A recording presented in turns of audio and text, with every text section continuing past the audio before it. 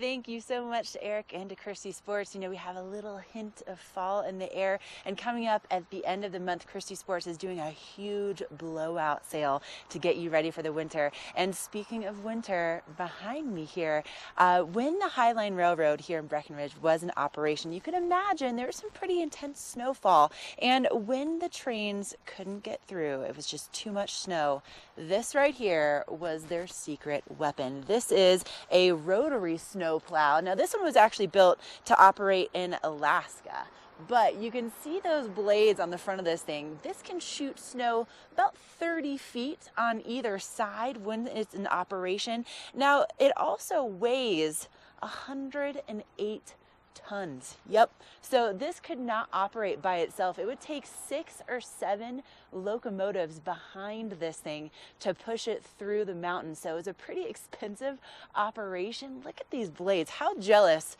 would your neighbors be if this was your snowplow for this upcoming winter, right? And so sometimes when the railroad workers were operating this guy, it would be probably like 12-hour shifts. That was pretty typical.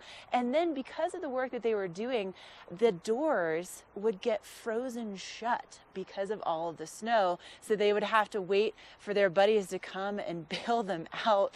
And it was a pretty intense job. But rotary snowplow is a huge part of the work that was done here on the Highline Railroad in Breckenridge. And of course, because of the expense sometimes, I think it kind of added to the demise of the railroad eventually in 1937, but definitely a very useful tool.